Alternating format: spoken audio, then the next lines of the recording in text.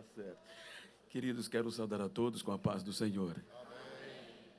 Aproveitando-os de pés, quero ler o texto. Lucas, capítulo 1.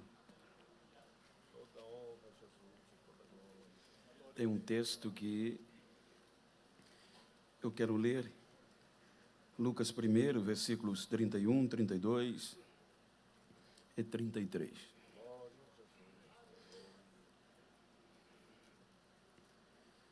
E eis que em teu ventre conceberás e darás à luz um filho, e chamarás o seu nome Jesus.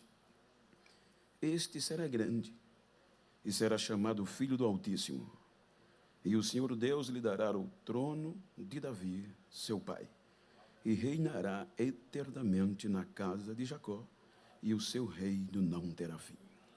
Amém? Queiram tornar assento, por favor, enquanto eu louvo a Deus pela vida do nosso pastor, presidente, pastor José Orisvaldo, reverendo pastor José Orisvaldo, meu professor, meu pastor, meu amigo, e obviamente a sua muito digna esposa, doutora irmã Vaninha. Quero reverenciar a irmã Francisquinha e a toda a diretoria da igreja, os companheiros, obreiros e a igreja. Deus abençoe a todos. Queridos, quero ser bem sucinto, mas trazer uma mensagem com base no contexto do evento, tendo em vista que nós temos uma frase que aparentemente parecia-se perdida dentro de um contexto religioso. Quando nós observamos o livro de Samuel, quando o povo de Deus, um povo que quando se juntou, um povo que foi escolhido para reconhecer o único Deus, e os irmãos sabem que, entre linhas, a maior perspectiva do povo em relação ao seu Deus era um Deus que livrava, um Deus libertador. Enquanto outras nações tinham os seus deuses referentes à tempestade, à colheita, à chuva, Israel conhecia o Deus Yahvé como o Deus que liberta.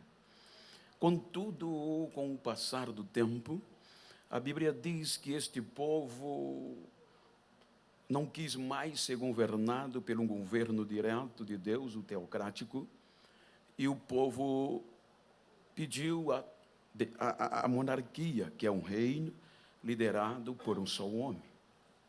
Então é quando Samuel vai a Deus, e se nós observarmos, Deus atende o pedido do povo e apresenta um homem a Samuel. A escolha de Saul como rei, se nós observarmos que, dentro de um contexto histórico literal, um povo que vivia num contexto de cooperativa, um povo que, em algumas situações, vivia um contexto de acrópolis, um contexto de estado, cidade, no seu contexto, aonde viveu muito tempo trabalhando para sobreviver debaixo de uma opressão. Então, agora este povo, vendo que os seus vizinhos e uma guerra liderada por um só homem, o povo também quis um rei, como as outras nações. Então é quando Deus apresenta Saul a Samuel, apresenta o jovem filho de um fazendeiro, dá-se a entender filho único, de um contexto bem elevado financeiramente, pois a criação daqueles animais e a história naquele tempo era um contexto lucrativo. E quando Deus apresenta Saul a Samuel, vejam que o contrato que o povo queria de um rei era, em um contexto literal, era para promover a justiça, para promover o cuidado do povo e a defesa e a guerra com eles. Então, o propósito principal do rei era manter o equilíbrio da justiça, da paz e liderar o povo para que as guerras não viessem a destruí-los. Então, quando Saul entra no contexto, Saul entra com 3 contextos. A primeira, a unção. A gente vê que na escolha de Saul, Samuel unge, mas a oposição não quis receber, tendo em vista que Saul era do sul e o povo do norte, parte dele, não quis aceitar Saul. Então, a segunda apresentação, Samuel reúne todo o povo e vem por eleição. É quando o povo também, alguns que a Bíblia chama filhos de Belial, não aceitou. Então, Deus vem através do seu espírito a Saul e faz ele aparecer no cenário quando os amonitas queriam destruir e vazar o olho dos guerreiros valentes, dos atiradores. Então, o Espírito Santo vai a Saul e o envolve pelo poder, e ele faz uma façanha tal que dizima o inimigo. Então Samuel vem e agora ele já é apresentado por aclamação e ele se torna literalmente rei de Israel. Então, dentro deste contexto, Saul entra como guerreiro. Os irmãos podem observar que Saul ele não se aproxima do povo como o povo preferia. Então, com todo este contexto, ele passa no contexto das entrelinhas e dos versículos que ele não era um rei espiritual, que não estava preocupado com o povo, com a justiça e com o cuidado do povo, e só guerreava as guerras. Então, com o passar do tempo, ele se deteriora espiritualmente. Então, é quando agora apresenta Davi. Quando Deus estava pronto a ratificar a dinastia, que é a sequência da família no domínio, então, de Saul, ele declina espiritualmente. Então, veja que agora Deus vai chamar Davi. E aqui já começa a diferença. Saul, provavelmente filho único, filho de um fazendeiro, e agora Davi, o caçula de 8, e ele vem para o cenário. Então, o que é que faz Davi crescer a popularidade? É porque quando Davi entra no cenário, ele entra com fé. Ele não entra simplesmente para guerrear. Vejam que quando ele depara-se com o gigante, sem ser ninguém ainda, o que ele faz se espalha por todo Israel. Quando ele abre a boca diante do adversário, diante do inimigo, e ele diz a Golias: tu vens a mim com espada, com lanças, com escudo, mas eu vou a ti no nome do Senhor Deus de Israel. E hoje toda a terra saberá que em Israel tem um Deus que salva. Então, quando ele entra pela fé, ele já entra pelo contexto popular. Então, quando Davi, a notícia se espalha, ele se achega ao povo. Veja que o reino de Davi está baseado no contexto da justiça e do cuidado do povo. Davi foi um guerreiro, mas estabeleceu a ponto esta dinastia que Deus se agradou e disse que não mais tiraria dele. Mas foi sanguinário. Quando ele passa, então vem Salomão. Os irmãos vejam que Davi, ele reina, guerreia, um homem, o rei mais popular, de um maior ibope, da maior aceitação, mas ele não organiza o reino. Quando Salomão assume, no contexto dessa dinastia, Salomão dá uma aula de administração. Veja que Salomão, ele eleva um contexto diplomático tamanho, que nos tempos de Salomão não havia guerra. Ele começou a fazer paz com todos os inimigos em redor. E quando ele estabelece a paz, então ele agora vai construir o templo. Então ele encontra aliados de várias maneiras, estabelece o templo, Deus se manifesta literalmente. E agora Salomão começa a governar com a sabedoria de Deus. E todo o povo ovacionava. Nunca houve um período mais próspero do que esse. Então o povo se espelhava em Salomão no contexto da prosperidade.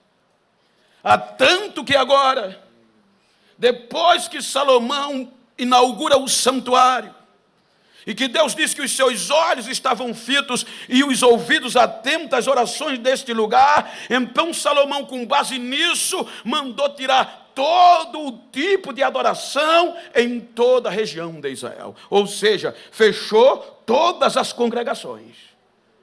Só podia ter adoração em Jerusalém. Em nenhum outro passo de Israel, ninguém podia adorar. Aonde tivesse, tinha que se virar para Jerusalém, orar e nos dias de adoração vir.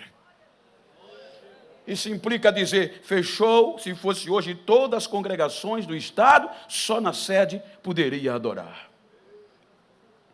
Então, quando ele estabelece isso, faz paz com os vizinhos numa guerra, aí vem o fortuno do reino. Veja que se nós formos parar para observar a riqueza e a luxúria do palácio de Salomão, a gente fica abestalhado. Salomão começou a viver com o seu palácio uma luxúria tamanha, e aonde quem bancava isto? Os impostos na costa dos pobres. Então a justiça já não era mais a mesma.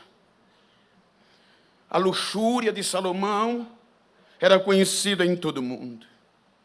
Os servos, os cavalos, o alimento, a fartura. Mas enquanto o palácio estava vivendo um período de graça e luxúria, o camponês estava ralando.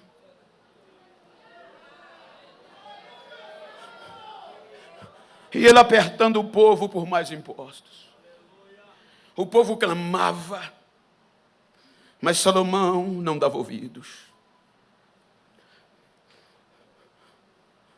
Aí Deus, por conta disso e de outros pormenores, disse, eu vou rasgar o reino da tua mão. Mas por amor ao teu pai Davi, não farei isso ao teu templo. Veja que quando Salomão passa, aí Roboão assume o poder. Quando Roboão assume o poder, já assume debaixo de uma ameaça. Porque quando Salomão instigou o povo do norte, cobrando altos impostos, quando um grande jovem valente, subalterno, chamado Jeroboão, quis levantar uma revolta, para que o povo não pagasse tanto imposto. Salomão soube e quis matar, ele fugiu para o Egito. Agora ele morre e Roboão assume. A primeira coisa que o povo faz é pedir ao rei, por favor, Roboão, queremos uma reunião com você e quem? E Roboão vai para a reunião. E qual era o clamor do povo? Estamos pagando muitos impostos. Estamos trabalhando só para comer. E para manter a luxúria do rei. Tire a carga de cima de nós. Roboão ouve o povo. Volta para os seus conselheiros. Os conselheiros dizem, atende o povo. O povo está sofrendo. Ele disse, não quero dar ouvido, procurou os amigos da corte. Os amigos da corte disseram, vai dar ouvido ao povo? Não dar ouvido. Aí Roboão volta com a proposta, com a resposta. Ele diz, eu não vou dar ouvido a vocês. Se o meu pai oprimir a vocês com chicote, eu vou ser mais duro ainda, vou oprimir com varão de ferro, eu vou colocar mais impostos sobre vocês. Aí o povo revoltado gritou: o que temos nós com a casa de Davi? O que temos nós com a dinastia de Davi? Chamaram Jeroboão do Egito. E as 10 tribos partiram para o norte, se estabelecer lá. Agora, Jeroboão leva este povo para o norte. Rasga o reino. Judá e metade de Benjamim, parte de Benjamim, fica em Judá. O restante vai para o norte. Trabalhar de forma cooperada para melhorar a sua vida. O tempo vai passando. Veio o ano da adoração. Como nenhum lugar mais tinha lugar de adoração. E estava impregnado na mente do povo que ia adorar só em Jerusalém, porque não tinha mais na nossa linguagem congregações aonde eles estavam. Aí chegou o dia da festa e o povo tinha para adorar, vir para Jerusalém. Aí Jeroboão, esperto, disse: não vou fazer isso. Se o povo voltar para adorar, eles podem ser convencidos a ficar e a não voltar mais. Aí estabeleceu altares a bezerro de ouro em Dan e em Betel, e estabeleceu o culto de adoração aos deuses que tiraram o povo do Egito, ou seja, os bezerros de ouro. Então o povo vai adorar, e a partir daqui, veja que o norte não se unia com o sul. A dinastia de Davi já não era mais a mesma. Adorar, aí vem o contexto. Nenhum que não fosse da Judéia poderia adorar mais em Jerusalém, por questões políticas. Agora, adoravam no Monte Gerizim, adoravam nos montes, quando não tinha altares. Aleluia. Porque não podiam adorar em Jerusalém. O tempo passa. Todos, tanto o norte como o sul, perdem a liberdade e voltam a ser escravos. 64 anos antes de Cristo, o general Pompeu invade a Palestina, tendo em vista que Alexandre mudou os nomes originais das nações que conquistava. Então Israel era Palestina e o general romano Pompeu assumiu e controlou a Palestina. Agora, de norte a sul, era o Império Romano que predominava. E qual era o critério? Fidelidade. É quando Herodes é enviado para governar sobre a Palestina. E quando Roma predomina, agora o sumo sacerdote politiza-se. Porque agora, para os judeus adorar, tinham que pagar impostos a Roma, e Roma era quem dava a ordem. Porque o sumo sacerdote, ele tinha que aceitar as ordens de Roma. Por quê? Porque senão perdia o cargo. Era responsável pela ordem pública, era responsável por isso, por aquilo. Então agora o sumo sacerdote se politizou e tudo em torno dele ficou um jogo de tomar lá e dar cá para manter o cargo. Não havia mais justiça. Herodes, para ganhar o apogeu e a popularidade, para levantar o ibope, atende um pedido religioso. Qual era? Reformar o templo em Jerusalém. E ele constrói, ele reforma e ficou uma beleza. Só que ele coloca a parte romana como porta de Antônia, como outras coisas, com um contexto político, e já abominou aquela coisa toda. Tinha aparência, mas não tinha justiça. Então é quando agora a tribo que foi escolhida por Deus para manter acesa a chama da justiça e da ordem e da paz, politizou. Agora os grupos religiosos começam a eclodir de uma forma como nunca. Porque cada um queria granjear e conquistar a opinião pública dos judeus. Saduceus, fariseus, essênios, zelotes, mais brigavam entre si. Ou seja, por que os saduceus prevaleciam? Porque ele era composto da classe nobre. Não era qualquer pessoa que se tornava um saduceu. Ele tinha que ter capital, tinha que ser influente na sociedade. Era tão influente que era este grupo que estava no topo. Eles controlavam todas as coisas e até oficializavam o culto. Porque o poder capital falava alto. Não acreditavam na tradição oral. Só acreditavam na lei, na Torá. Por isso que eles não acreditavam nem anjos, nem espírito, nem ressurreição. Eles abominavam esta frase. Os fariseus, como vinha mais abaixo, acreditavam na tradição oral e se baseava nela para manter a ordem pública e a ordem da limpeza religiosa, tanto fora como dentro do santuário. Então agora a coisa se complica. Se nós fosse trazer para os dias atuais, para abrir a mente nossa, eu vou usar alto clero, os saduceus, os que comandavam. Tudo se voltava para eles. Veja que havia um jeitinho. Anás, Caifás eram parentes. Um jogava para o outro. E todos que queriam alguma coisa, tinham que bajular esses dois. Os fariseus eram o médio clero, que sabia o que estava errado, mas queria ganhar a opinião do povo com as suas tradições. Fazendo o quê? Eles começaram a extorquir. Quando o povo vinha adorar em Jerusalém, como não tinha o aspecto ainda da congregação, eles vinham para, como se fosse hoje a Santa Ceia, vamos adorar. Aí trazia as ofertas. Mas só que no templo não entrava as ofertas romanas, como eles pagavam os impostos. Aí quando ele chegava no templo, trocava pela a moeda do templo. Aí nisso, os fariseus e a alta cúpula já cobravam uma taxa cambial exorbitante e roubavam o povo.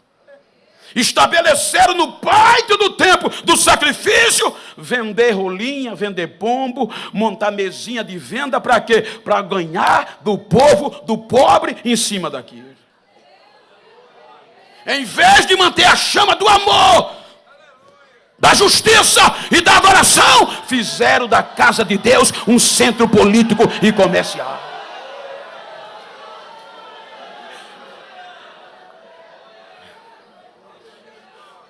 Para eles, foram eles que determinaram a segregação. Para eles só adora em Jerusalém. E agora começaram a segregar. O baixo clero vinha quem? Os escribas e os levitas, parte deles. Essa função de colocar água era os levitas, era baixo clero. Tem muita gente que porque canta eu sou levita, bota a mão no peito. Era servir água, meu filho. Era ser porteiro. E também cantava, era responsáveis pelo louvor.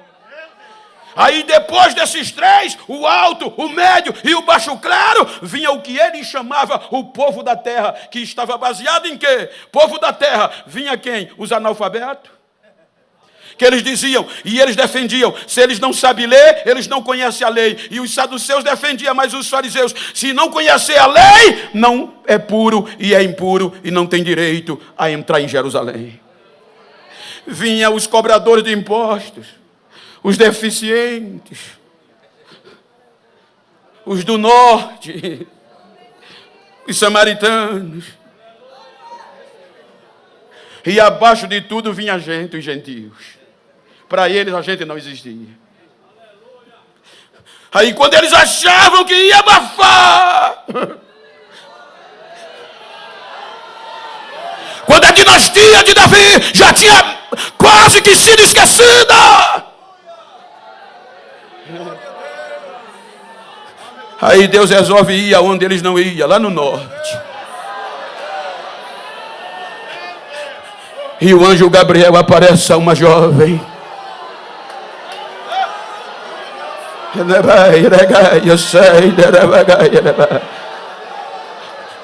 Salve, salve, agraciado. O Senhor é contigo.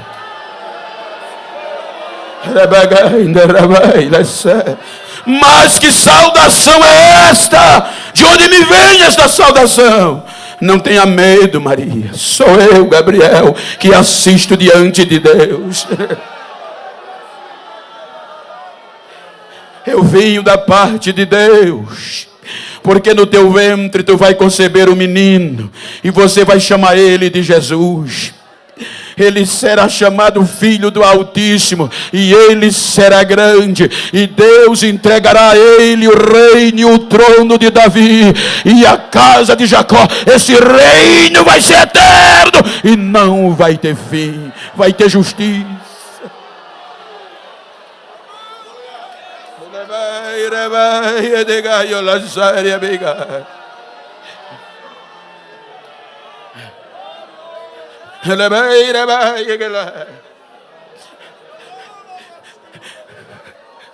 Veja que houve um questionamento. O desafio era grande, gente. Porque segundo alguns psiquiatras, psicólogos afirmam que o desafio era enorme, porque era na nossa língua, adolescente. Ela sabia que se aparecesse grávida sem ser do marido, sem ser do noivo, ou até se fosse, era adultério. E isso implicava em quê? Em julgamento de morte. O opróbrio, o maior alto nível de vergonha, a família toda detratada. Agora ela sabia do desafio. E ela vai questionando, mas não pode, eu nunca conheci homem algum, isso não pode acontecer. Aí Gabriel diz a ela: eu quero te perguntar uma coisa, Maria, tu tem uma prima lá nas montanhas da Judéia? Tenho. Como é o nome dela? Isabel. Ela não é estéril? É. Já está grávida com 6 meses. Mas como? Maria, para Deus nada é impossível. Aceita, Maria. Quando ela ouve isso, ela levanta as mãos, eu quero acreditar, e grita: eis aqui a serva do Senhor, seja feita conforme as tuas palavras.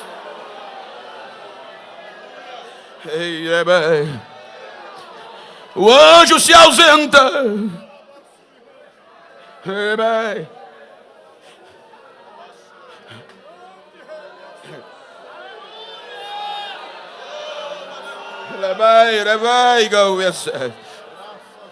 Como qualquer um de nós, que quando Deus fala a gente tem dúvida, Maria também teve.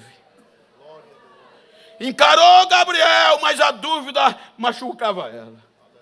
Não demorou muito, ela foi tirar a prova. Eu vou na casa de Isabel saber se é verdade. E faz caminhada para as montanhas da Judéia. Quando chega nas montanhas da Judéia, nem entra na casa de Isabel. Eu quero acreditar conforme a Bíblia, dentro de uma visão, é claro, com permissão dos meus professores, porque a Bíblia diz: ouvindo ela a saudação, isso implica dizer que nem a mão ela apertou. Eu conjecturo que do lado de fora, quando ela chegou na porta, ela gritou: Shalom, Isabel. Quando ela grita, Isabel perde o controle.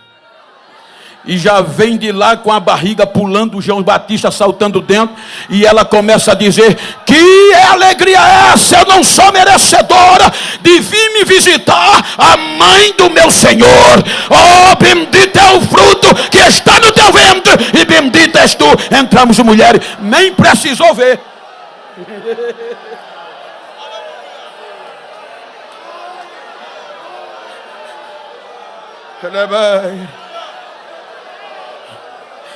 Quantos impostos? Jesus nasce. Veja que a primeira observação do nascimento foi perseguição política. Porque os magos chegaram aonde nasceu o rei dos judeus. Quem é esse rei? Jesus. A estrela nos orientou. Herodes desencadeia uma perseguição para matá-lo. Foge para o Egito. Depois Herodes morre, eles voltam. E vai habitar. Nasceu na Judéia para cumprir o que Miqueias profetizou. Mas só nasceu. E quando ele volta do Egito, vai começar pelo lado discriminado, o norte. cresce numa cidade chamada Nazaré. Se você olhar no mapa do Velho Testamento, Nazaré não está, não. Quem crê que Deus ainda encontra alguém em cidade que não está no mapa? Procura Canoa no mapa. Eita, que coisa é boa. Diga para quem está ao seu lado, fica tranquilo. Deus não precisa de mapa para te achar, não, filho.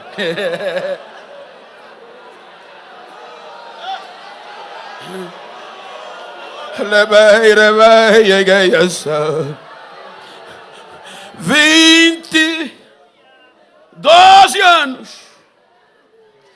Ele vem para a primeira Páscoa com base no contexto. Ele vem para a Páscoa com os pais e se perde dos pais. Justamente na época do Bar Mitzvah, a maior idade judaica. Veja que na ótica, se nós olharmos o contexto dos mestres e as suas capacidades de escolhas, aquele era o momento de um jovem aparecer, na hora da sabatina, onde era medida o potencial acadêmico e a intelectualidade de cada um. Então, como Jesus se destacou, era o normal. Quando ele sabatinava um jovem que se destacavam, os mestres vinham logo em cima e diziam: você vai ser meu discípulo, eu vou te fazer grande. Era normal. Tanto Riel como Chamar fazia muito isso, diz a história. Veja que quando Jesus estava sendo sabatinado, ele não foi sabatinado por uma mesa qualquer, foi os peritos da lei. E quando eles perguntavam, a Bíblia diz que Jesus respondia tão bonito que os queixos deles caíam e eles diziam: meu Deus, de onde vem tanta sabedoria? Que menino é esse? Na ótica era para Jesus ser logo assediado para ser discípulo de alguém no contexto natural. Mas quando perguntaram, ele é de onde? É de Nazaré. Abafa. Tem futuro não.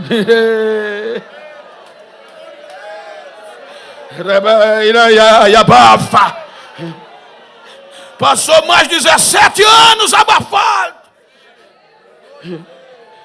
Nem se ouvia falar, nem a Bíblia fala. Com 29 anos, quem é que vai buscar ele? O Espírito Santo. E já traz ele direto para a beira do Jordão. Quando ele entra na beira do Jordão, eu acho lindo isso aqui. Quando ele entra no meio da multidão que estava sendo batizado, João Batista sente aquele mesmo arrepio que sentiu no ventre da mãe. Disse: tem alguma coisa diferente aqui. Aí ele percebeu e já começou a gritar: eis o Cordeiro de Deus, eis o Cordeiro de Deus que tira o pecado do mundo. Ele está aqui, ele está aqui, ele está entre nós. Abre ala, abre ala.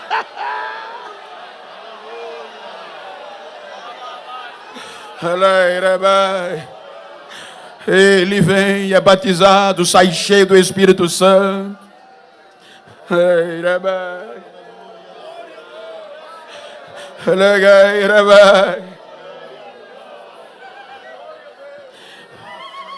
Cheio do Espírito Santo, enfrenta Satanás. Cheio do Espírito Santo, precisou jejuar 40 dias e 40 noites. Venceu Satanás. Satanás oferece a propina que poucos não aceitavam. Eu te dou toda a glória do mundo, porque a mim me foi dada, é só me adorar e eu te dou. Escrito está, Satanás, só o Senhor teu Deus adorarás e só a Ele servirás. Volta para Nazaré, para a região da Galileia. É expulso da cidade, é expulso da sinagoga. Vai para Cafarnaum, confins de Zebulon. Vai para os confins do Zebulon e Naftali. E de lá ele vem com um grupo que ninguém acreditava. Um grupo justo, sem valor, mas conhecia a justiça. Flávio Joséfo diz que os galileus, eles tinham algumas características peculiares. Primeiro, eram trabalhadores, aguentavam o trampo. era acostumado a pagar imposto pesado, mas não morria de fome. Segundo, diz Flávio Joséfo que eles eram patriotas, defendia o torrão que pisava, dava vida pelaquilo que eles acreditavam. O Talmud diz que eles eram honrados, eles davam mais valor à honra do que o dinheiro, eles não se vendiam, eram justos. Aí Jesus começa vindo rasgando de lá. Acreditando em quem os do sul não acreditava, fazendo justiça, indo para casamento de pobre, que os judeus, os do sul, nem na casa de um publicano, nem de um pecador entrava. Se eles achassem que era impuro, que não fosse judeu da região, eles nem na casa entravam. Aí Jesus é convidado para um casamento lá em Caná, casamento de pobre que faltou vinho, dá para entender. Aí faz o milagre. No outro dia, o negócio pega. Já começam de rua em rua. Visto o que aconteceu ontem? Jesus transformou água em vinho e foi o melhor. Ninguém nunca bebeu daquele que ele transformou. Aí vem levantando o paralítico, vem abrindo o olho de cego, só vem acreditando nos desacreditados, vem fazendo maravilha. Aí a notícia chega lá no sul. Ai, o norte está pegando fogo, o norte está adorando, o norte agora está se convertendo a esse Jesus de Nazaré. O que é que está acontecendo? Aonde ele está passando, o cego está vendo, o mudo está ouvindo, falando, o surdo está ouvindo, o morto está sendo ressuscitado, e ele está pregando vida após a morte. Ele está dizendo que tem ressurreição, tem um céu, tem um céu, tem um céu.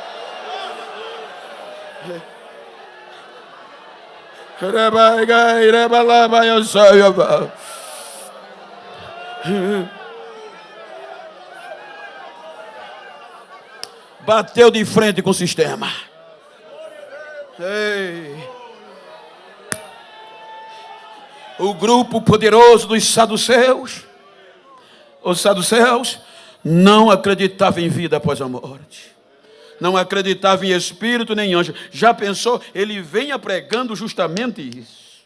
Eu estou cheio do Espírito. Veja que poucas vezes os saduceus entram para enfrentar Jesus. Ele mandava o médio clero, que eram os fariseus. E dos fariseus estavam aqui os peritos. Aí os fariseus mandavam os peritos. Peritos é especialista no assunto. E peritos da lei eram homens que conheciam vírgula por vírgula a lei de Moisés. Pega ele pela lei. Ele é do norte. Aí os cabas chegavam cheios de asa. Bom mestre, qual é o maior mandamento? Aí Jesus ainda zomba, diz: tu é mestre e não sabe isso? Ama o Senhor teu Deus de todo o coração, de toda a força, com toda a tua alma, teu entendimento. Ama o teu próximo como a ti mesmo. Faz isso, porque toda a lei se resume nisso. Fecharam a boca e disseram: disseste bem. Entre idas e vindas, fizeram um centrão. Fariseus, saduceus se uniram por um objetivo comum: matar Jesus.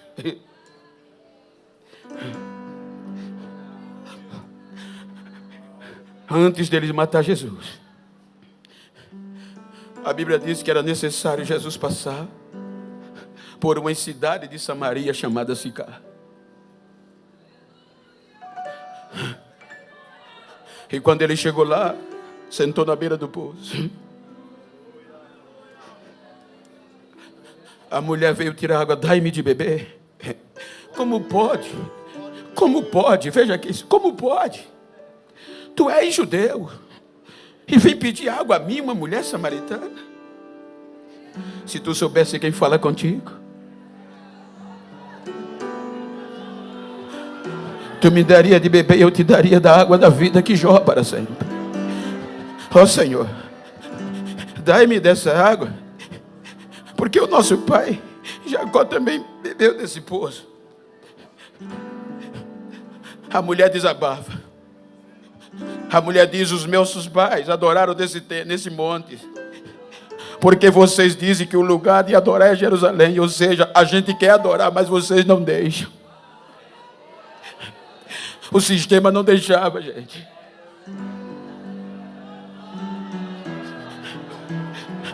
Filha, vocês sabem do que não conhecem, a gente fala do que conhecemos. Mas uma coisa eu te digo, a hora vem e já chegou. Que nem nesses montes, nem em Jerusalém vamos adorar. Porque Deus vai procurar os verdadeiros adoradores que o adorem em espírito e em verdade. A hora já chegou, filha.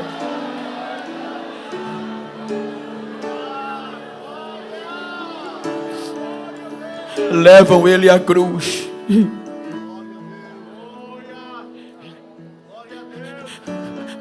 Não adianta falar de ceia sem passar pela cruz. Vai acabar aqui, é o fim. Não vai ter perspectiva. Se matar, acabou. Se uniram e o poder religioso, político e social mataram Jesus. Primeiro dia, o corpo dilacerado. O discípulo mais perto dele ficou de longe. O mais ousado de todos disse: eu não conheço ele. Mas você é do norte como ele. Não sou não, eu nunca nem o vi.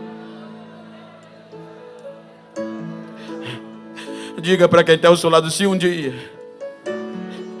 esse Jesus chegou perto de você, acabou, filho. Nem adianta se esconder.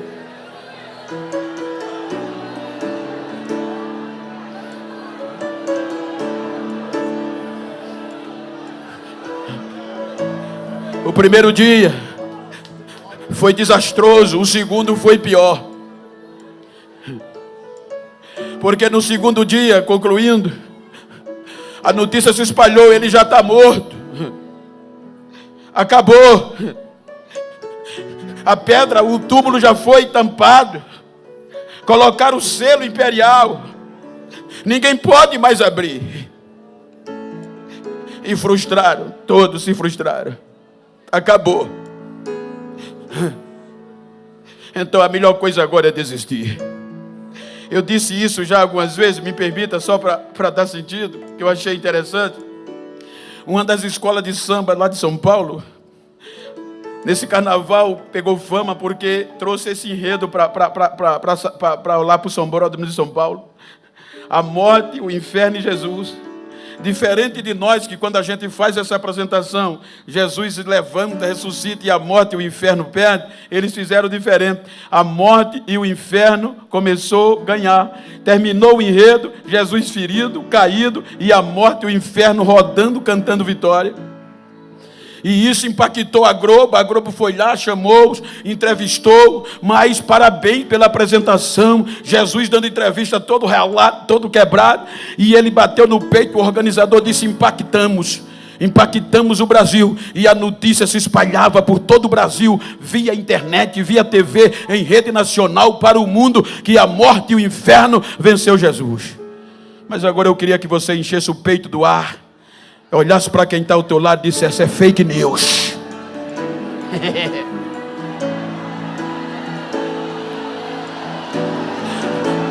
Amanhã do terceiro dia, o que é que vocês vieram buscar aqui? É Jesus, ele não está mais aqui. O lacre foi quebrado, a pedra foi removida, e ele ressuscitou, ele voltou a viver. Ele está vivo, ele está vivo, ele está vivo, e está vivo para sempre.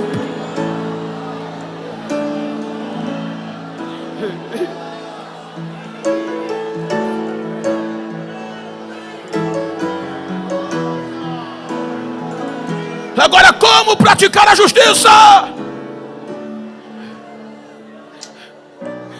A lógica era Jesus não ligar mais para ninguém. Porque como homem, só precisa alguém olhar diferente para nós, a gente já quer se revoltar. Agora todos decepcionaram. Todos decepcionaram. O que me chamou a atenção e eu achei lindo, Se eu pudesse, eu dizia isso todo dia, eu pregava. É que quando Jesus ressuscitou, a notícia era: acabou, vi. A notícia era: tu ainda está morto para o social. Até os teus discípulos, agora Jesus ressuscitado. A Bíblia diz que 2 discípulos chamaram de Emaús, disseram: vamos desistir, dá mais não, ele já morreu. E pegaram as malas e voltaram para Emaús. Jesus ressuscitado colocou o pé na estrada de novo. Colocou o pé na poeira para resgatar aqueles 2. Do que é que vocês estão falando?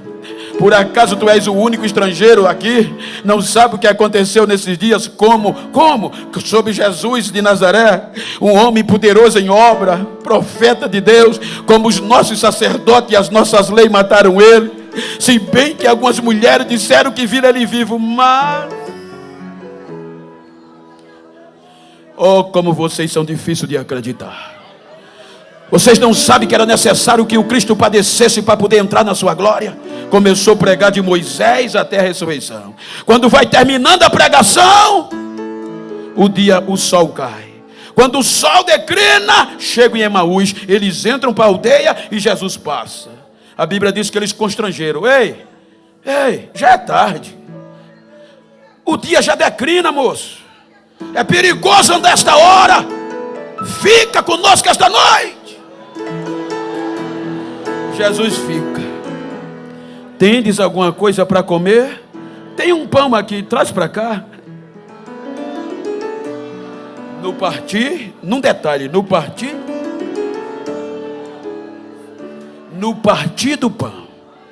Alguns historiadores dizem que eles viram o grampo, o buraco na mão de Jesus, olharam para o outro e disseram: é o mestre, é o mestre.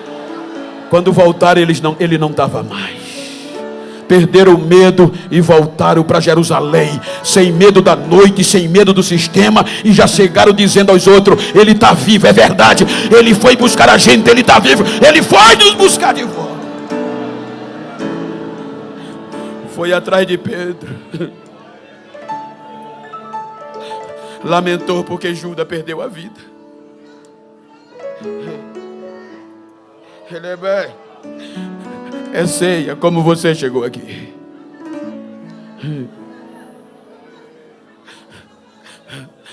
Um dos maiores absurdos. Estou concluindo, um dos maiores absurdos. É que muitas vezes, gente, a gente não entende isso aqui. O reino de Davi é de justiça. E é para sempre. A gente muitas vezes rala para chegar um mês após o outro, não é? É tanta calúnia às vezes, é tantas lágrimas. Se eu perguntar aqui, quem já não teve vontade de desistir? Pelas incompreensões. Quanto mais você se dedica, mais parece que o chicote bate. E às vezes alguém se afasta, alguém é ferido. E a gente costuma deixar para trás. Eu conheço pessoas que não dão a paz do Senhor a quem foi ferido.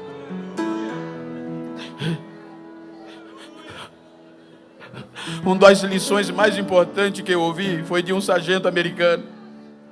Ele disse: Geno, a gente quando vai para a guerra já vai consciente que está pronto para morrer por 2 coisas. Quais? Primeiro, a pátria, e segundo, o companheiro. Ele disse: às vezes a gente vai no exército e um companheiro pisa numa mina e ela explode, joga ele para cima. Quando ele cai, já cai sem as 2 pernas. E na ótica humana presta para nada mais não. Mas o treinamento diz: ainda respira, respira, coloca no ombro.